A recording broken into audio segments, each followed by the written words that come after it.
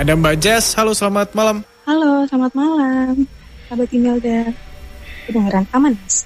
Ini yang mau diceritain adalah kos-kosan ya di daerah Yogyakarta ya? Iya. Oh, boleh aku langsung mulai cerita, Mas? Boleh, silahkan. Sebelumnya untuk mengawali cerita ini, aku belum pernah berani cerita kemanapun, walaupun banyak orang terdekat bilang, coba ceritakan daripada ada korban lagi, seperti itu. Dan sekarang kondisiku nggak tahu, leher aku kayak sesak dan dadaku juga sesak. Bermula saat aku akhirnya merantau kedua kalinya ke Jogja, dan aku sangat stres banget untuk cari kos-kosan. Banyak kos-kosan yang aku pilih, nggak tahu kenapa aku milih kos itu. Sebelumnya background keluarga aku memang keluarga yang sensitif, dan ya dipercaya di kampungku. Aku nggak tahu kenapa ketika aku milih kos itu, semuanya tidak ada komentar sama sekali. Jadi bermula aku berangkatlah ke Jogja, naik motor, diantar dengan kakakku, saudara jauh. Sampai sana, aku duduk di ruang tamu. Tiba-tiba telingaku berdenging, kayak ning gitu. Biasanya kalau telinga sebelah kiriku itu sakit, apalagi dari dalam, itu berarti ada sesuatu. Tapi entah kenapa waktu itu aku kayak cuek aja. Aku butuh kosan ini, aku suka karena luas dan hitungannya kalau seluas itu kamar mandi dalam murah lah. Dan itu di perumahan yang cukup elit karena rumahnya gedung-gedung semua. Aku baru sadar ketika aku masuk banyak ornamen yang aneh. Mohon maaf Mas. Saya sangat merinding. Oke, maaf. Waktu masuk, aku melihat ada cermin besar, saling berhadapan, dan ditutupi oleh bilik kayu-kayu. Aku bertemulah dengan ibunya membicarakan peraturan kos seperti biasanya, dan telingaku terus berdenging waktu itu. Namun ketika aku lihat di belakang, banyak sekali lukisan manusia yang seakan-akan itu hidup. Bodohnya aku, atau apapun itu disebutnya, aku tidak merasakan apa-apa atau curiga sama sekali. Diajaklah aku keliling kos itu. Banyak sekali guci-guci yang tua, banyak sekali patung-patung, banyak sekali lukisan, dan banyak sekali cermin yang saling berhadapan. Jadi aku ditempatkan di kamar lantai 2 paling ujung. Sontak aku menyebutkan, "Ibu, mohon maaf, apakah kos ini yang lainnya kosong? Karena aku tidak melihat anak kos yang lainnya.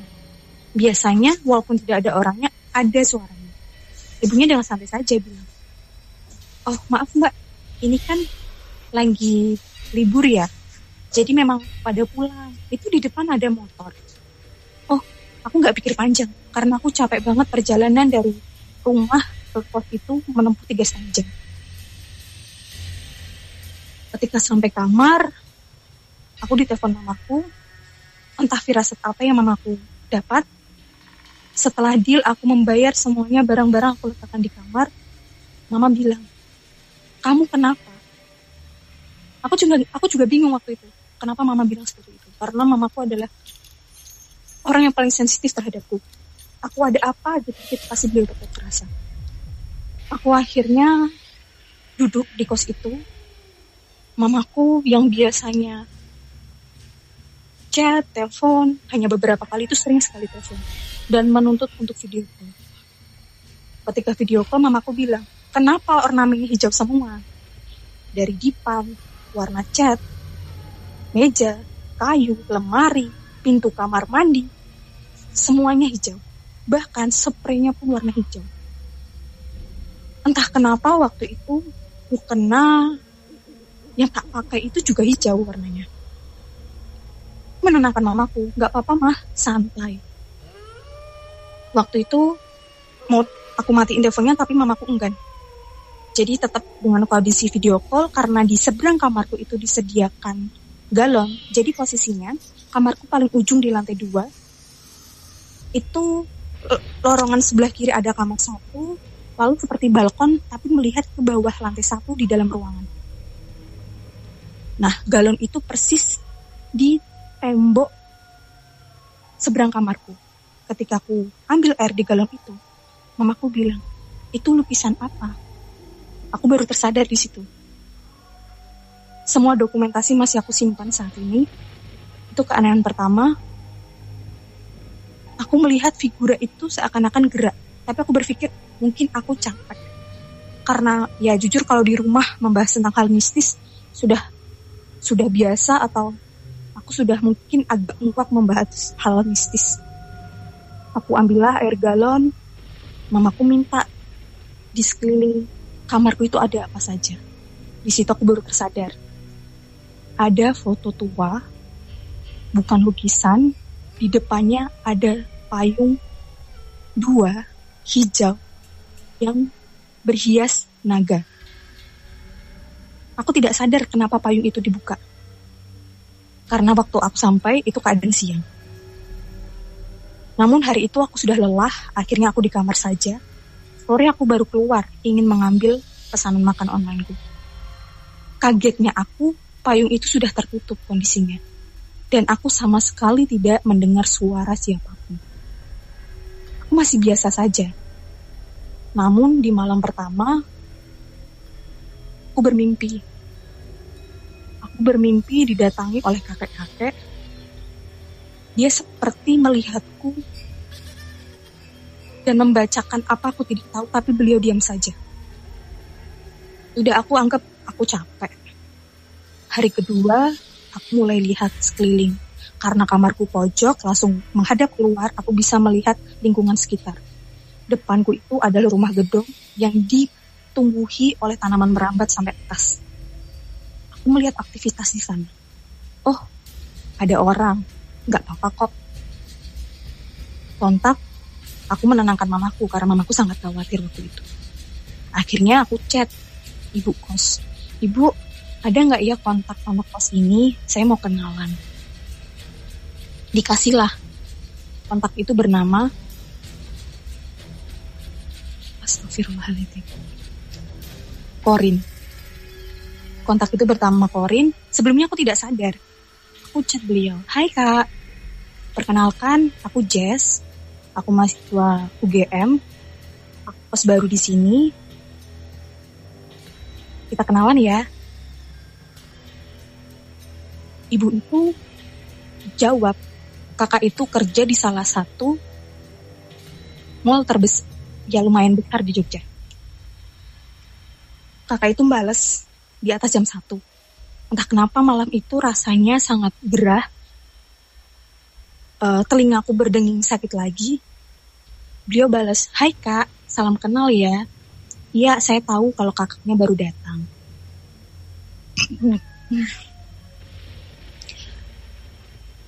Aku bilang, kak, kok sepi banget ya? Yuk kita ketemu, kita makan bareng yuk. Dia jawab, kalau takut setel musik aja. Sedangkan mamaku biasanya berangkat ke pasar jam 3 dini hari, telepon. Kamu kenapa belum tidur? Setel murotal. Malam itu benar-benar gelisah. Aku setelah ditelepon mamaku mendengar suara mamaku dan bapakku bilang, baca, ada zikir yang harus aku baca. Aku tertidur. Di tidurku itu aku bermimpi.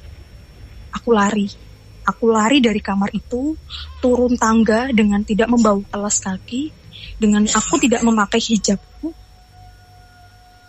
Aku di tengah-tengah komplek itu. Aku dengan keadaan bingung, aku keadaan bimbang, aku tidak tahu aku harus kemana. Dan na'udzubillah, banyak sekali bentuk-bentuk yang aku lihat. Banyak sekali wujud yang aku lihat saat itu. Aneh, menakutkan, bau. Tapi aku sangka itu hanya mimpi. Bangun keesokannya, telapak kakiku kotor semua. Aku sebelum tidur membiasakan untuk sekedar cuci muka, wudu, sebisaku. Tapi saat itu bangun, kakiku dalam keadaan kotor. Itu malam kedua.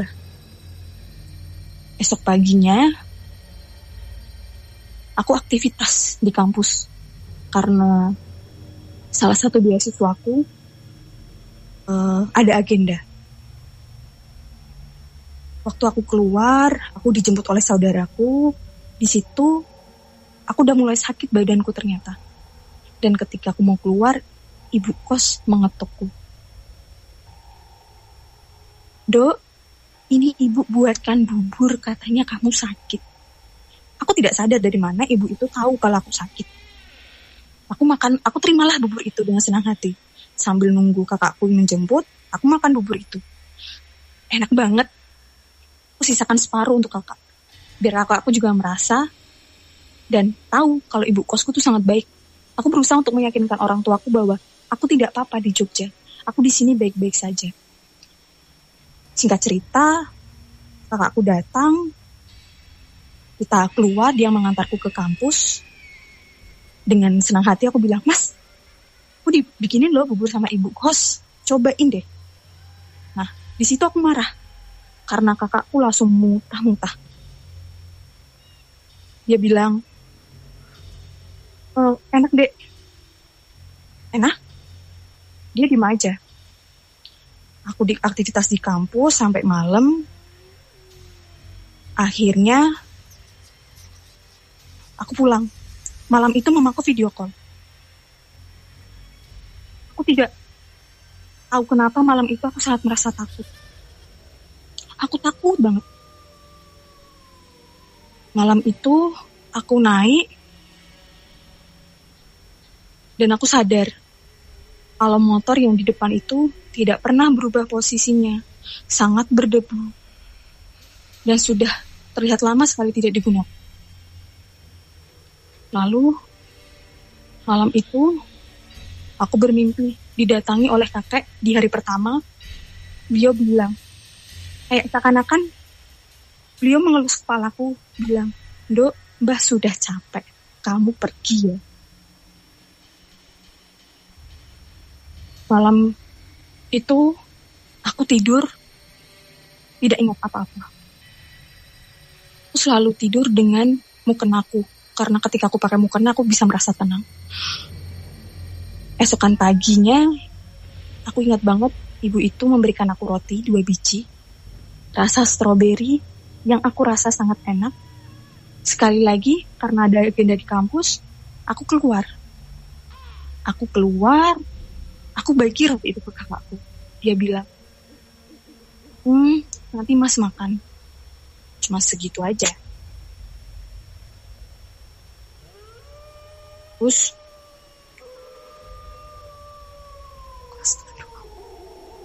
habis itu, aku pulang ke kos.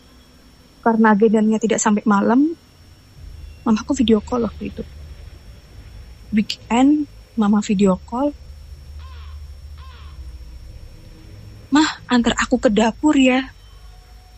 Oke. Aku di dapur, ada 2 dapur. Yang satunya dapur besar dan dapur kecil. Di saat masuk kos, sudah ada peraturan tidak boleh memakai dapur besar itu. Terlihat di sana, ada dokumentasinya, magicom, bumbu dapur, lengkuas, jahe, semuanya ada debunya. Aku masuklah ke dapur kecil itu. Aku melihat mata mamaku seakan-akan mau menangis. Dia terus berzikir, Mah, jangan nakutin aku deh.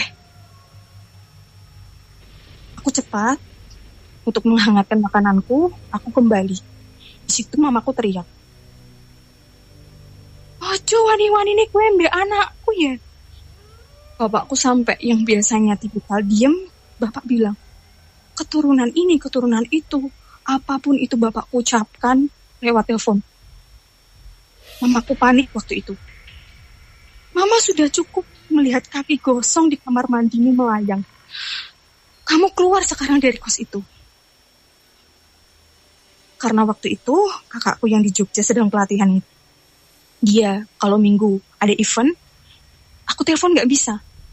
Mamaku bilang, terserah mau ke Hotel Merah Putih atau manapun, keluar sekarang dari kos itu. Kembali lagi, Kowe minggir saka mburine anakku. Billahi ta'ala aku rak bakal ikhlas. Apa nek kejadian karo anakku? Aku panik. Aku hanya membawamu kenaku, membawa barang-barang seperlunya. Mah, asar. Aku sholat dulu ya. Sholat pun tetap video call dihadapkan kameranya ke dirimu. Aku tidak pernah merasa mamaku seketat itu. Akhirnya aku sholat. Dan anehnya waktu itu, aku terkunci di kamarku sendiri. Berie. Akhirnya banyak memori yang terulang kembali di pikiranku di saat aku ada di kos itu. Aku menahannya. Jangan berpikir sekarang. Aku harus pesan Grab sekarang. Pesan Grab itu nggak bisa. Lalu gagal. Akhirnya mamaku bilang, tenang, istighfar, coba cari di laci meja. Wallahi saat ini aku cerita di rumah ada kedua orang tuaku, ada adikku yang menyaksikan. Mah, di laciku nggak ada meja. Ada, cari. Ternyata di balik meja yang di pojok tembok, disitulah kunci kamarku. Aku buka, aku keluar, dan saat itu aku baru sadar bahwasanya semuanya seperti berdebu. Aku keluar, break itu tepi, aku tiba-tiba kehilangan sinyal, aku jalan. Depan kos itu kosong, pun samping-sampingnya. Akhirnya aku jalan. Di depan, di samping, yang paling aku ingat adalah rumah keempat dari kos itu. Ada dupa dan pohon yang disarung dengan kain hitam dan ada juga dengan kain kotak-kotak hitam putih. Di depan komplek itu ada warung. Aku menenangkan diriku di warung itu.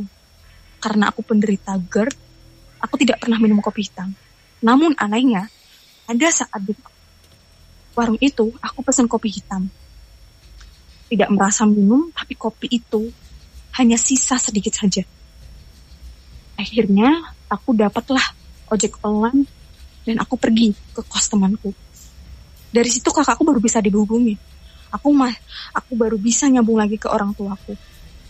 Memori-memori itu akhirnya terulang dari sebelah kos yang namanya Colin, kerja di mall itu, yang kebakaran, karena kok kamar mandi kita tuh nyambung, hanya tersekat satu papan saja. Aku sontak langsung cari di Google. Ternyata perumahan itu merupakan perumahan kosong. Tidak ada yang menghuni di sana. Aku sempat tidak percaya. Lalu apa yang aku lihat selama ini? Nggak cerita, aku di Jogja sakit-sakitan.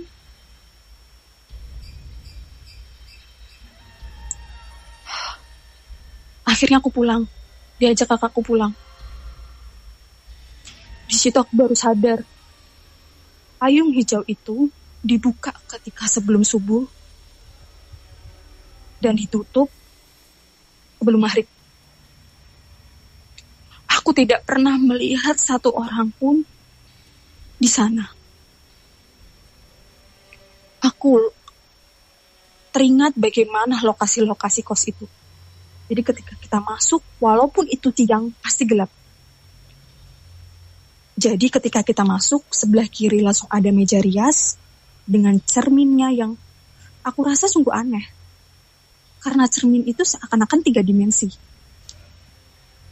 Ketika belok kanan, langsung ada tangga, dan di bawah tangga itu ada kamar mandi. Sebelum tangga itu, ada kursi untuk tamu.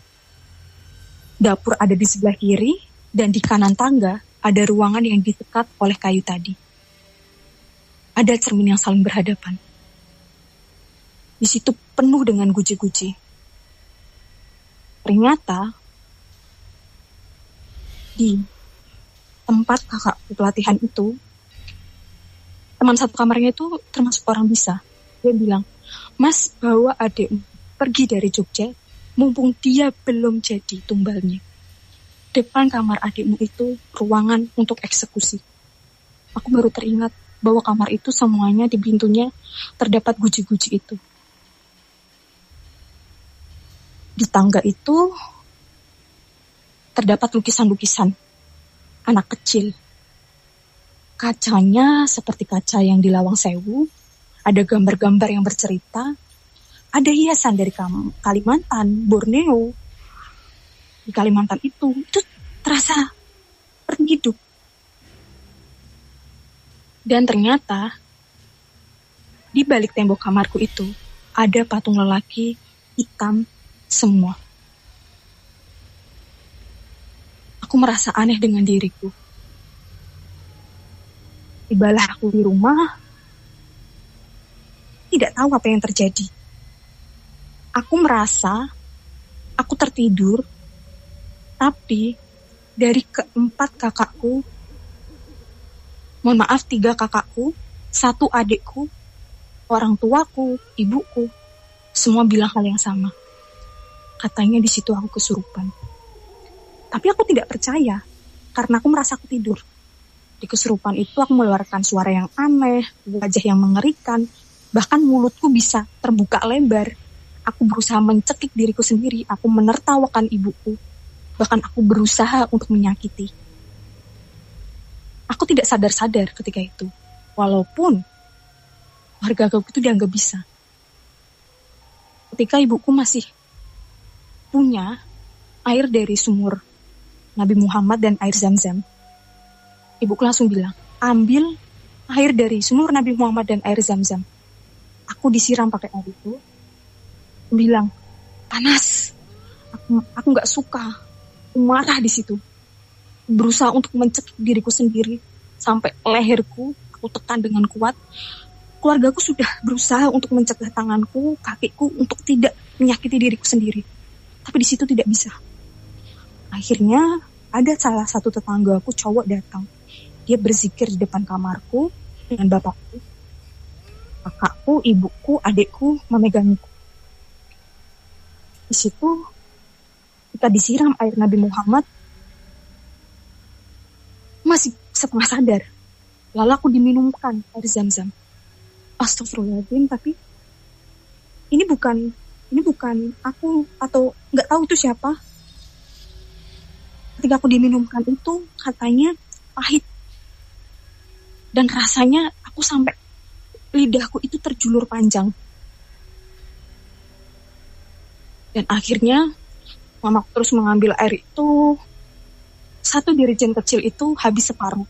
Disiramkan ke aku terus. Berusaha untuk agar air Zam-Zam itu masuk ke dalam diriku. Kakakku di situ dia melihat sorot mataku, bukan aku. Akhirnya aku sedikit tenang. Aku terbangun. Aku sadar. Badanku sakit semua.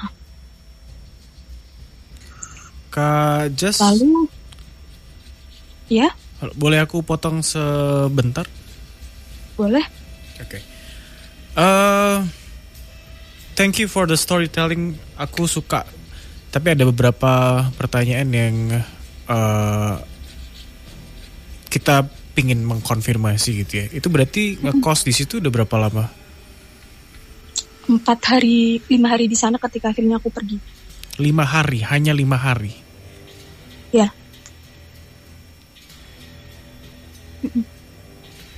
Hanya 5 hari di sana dan akhirnya pindah ke kos lain atau pulang ke rumah? Pulang ke rumah. Pulang ke rumah dulu. Dan semua kejadian yang tadi diceritakan kesurupan dan sebagainya berarti itu di rumah ya, di Demak ya? Iya.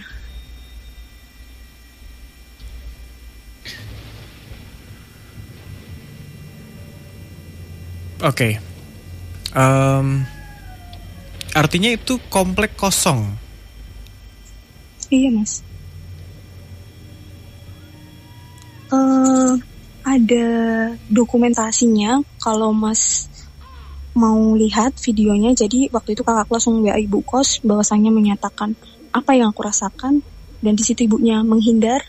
Dan ketika aku ngambil barang-barangku di sana kan dibilang sebelum asar ya, aku videoin lokasi kos itu di dalamnya seperti apa. Kalau mau, tapi aku minta tolong jangan di-share ya mas. Ada foto dapur, foto lukisannya, tapi mungkin aku kirim videonya dulu aja. Oke. Gini, itu 5 hari tapi kayak komplek banget kejadiannya. It means dari pertama datang itu udah penuh dengan drama ya, dalam tanda kutip.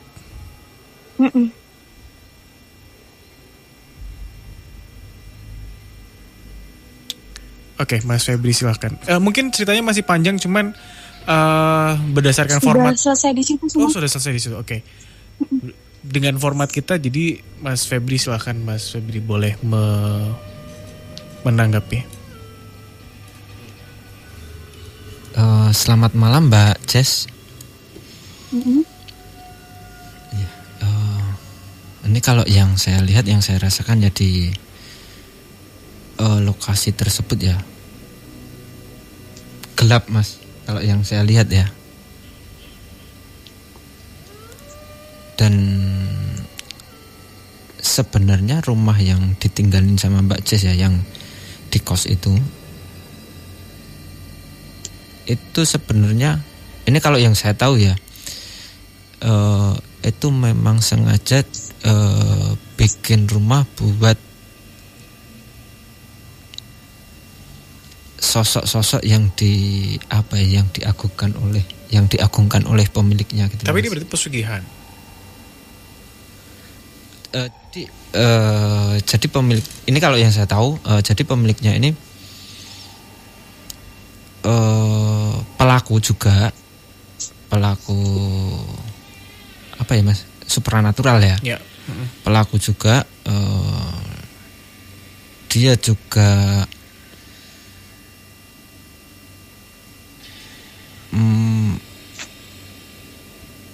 kayak ya bisa dibilang dengan pesugihan ya mas ya, karena dia suka mencari rezeki itu dengan cara pintas gitu loh mas. Apapun itu lakunya ya. Dan kalau yang saya tahu, rumah itu memang dibuat khusus untuk apa ya, istilahnya naruh-naruh peliharaannya lah gitu mas. Peliharaan dan barang-barangnya gitu loh mas. Mbak Jess, berarti Korin itu sosok astral? Iya, dari base orang tuaku ya mas. Oh ya mas, itu udah saya kirim. Mungkin dari komentar aku takutnya cerita tuh gini mas, soalnya aku juga sendiri kadang percaya kadang enggak gitu sama hal-hal mistis, tapi akhirnya aku terlibat di dalamnya. Mungkin bisa sambil ditayangkan di live nggak apa-apa, tapi mohon untuk sekali saja ya mas. Wait second, Mbak kirim ke ini ya? Iya, WA yang tadi malam kak telepon ke sini ya gitu. Aku nggak bisa ini. Wait. Oke, nggak apa-apa.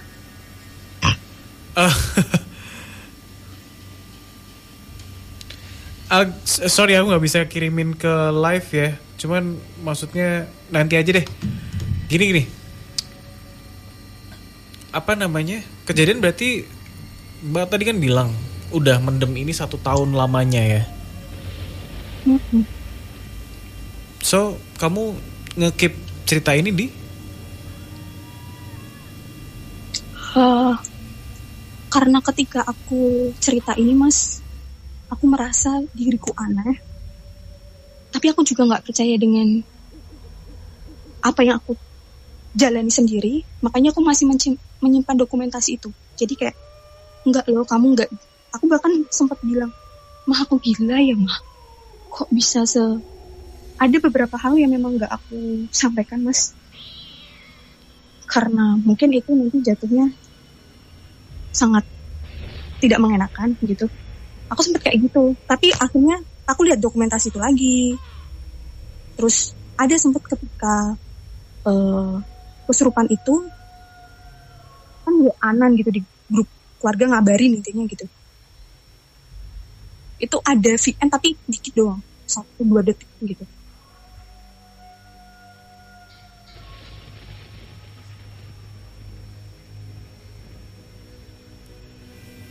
Oke, Mas Febri silakan. Atau Mbak masih ada tambahan nggak?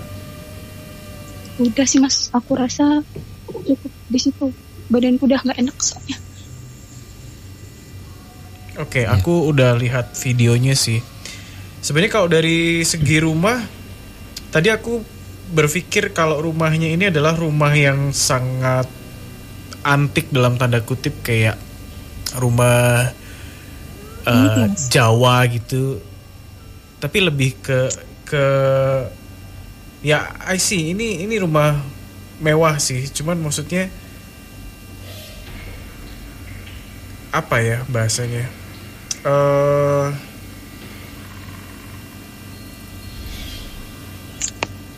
How to describe it? Ya mungkin theater of mind-ku yang tadi kebawahnya kemana-mana. But thank you, Mbak Jess. Sekarang apa yang dirasain? Bagian punggung belakang panas sama kayak di tenggorokan gak enak gitu, kayak neken gitu loh. Oke. Jadi selama Mbak Jess ini cerita tadi ya Mas ya, itu ada konteks sama yang di sana gitu Mas. Oke. Mbak please, ini ada satu pertanyaan.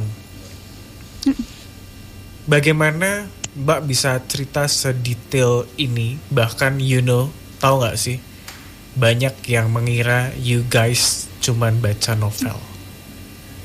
Ya, karena aku mengalami sendiri, karena berulang kali aku memutar video itu dan lainnya, dokumentasi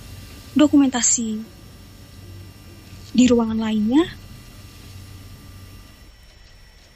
serta keluargaku menyaksikan sendiri, dan aku nggak mungkin menganggap mamaku bohong ketika aku astagfirullah, maaf Mas, tenggorokanku nggak enak, di leher nggak enak. Intinya nggak mungkin aku bohong bawa mamaku, karena insya Allah sebisa mungkin aku akan memuliakan ibuku gitu.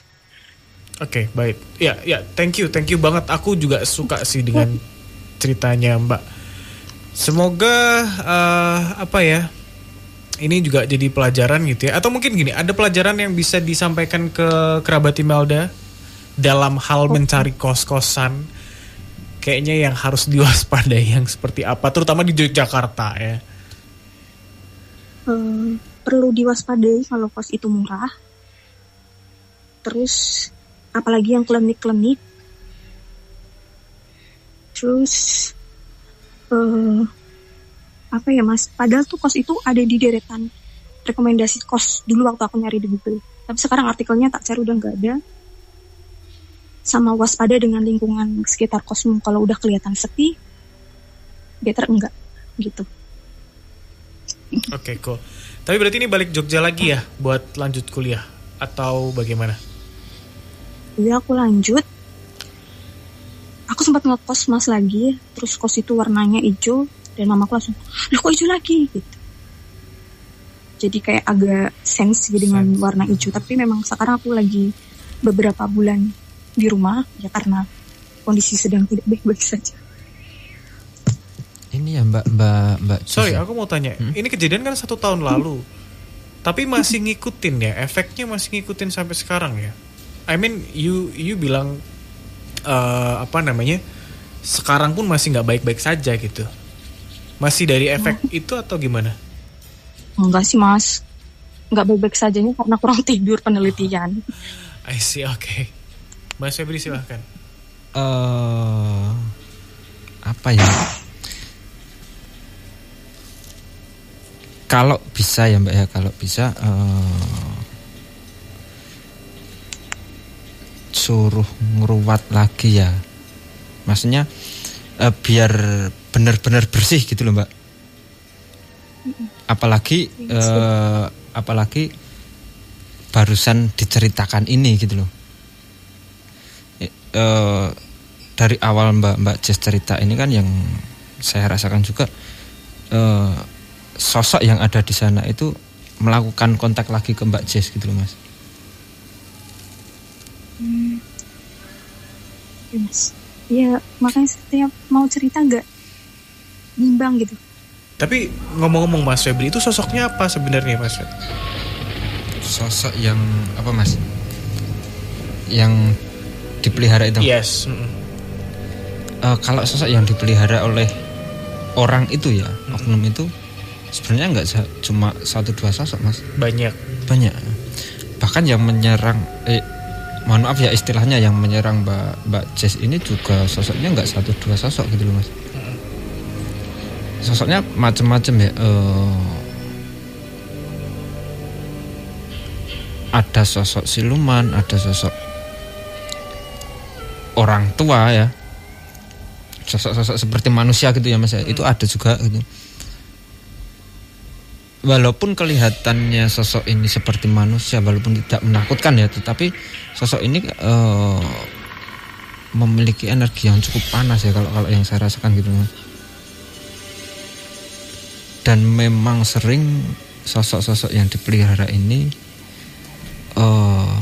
ya bahasa kasarnya itu dikasih tumbal gitu loh Mas. Memang sering dikasih tumbal gitu. Yep. Entah itu tumbal dari mana saja gitu loh. Ya. Oke. Mbak Jess, aku akhiri ya. Yes, ya. Thank you. I need to break. I mean like kayak energinya juga cukup berat sih. Terima kasih. Ya, sama-sama. Selamat malam.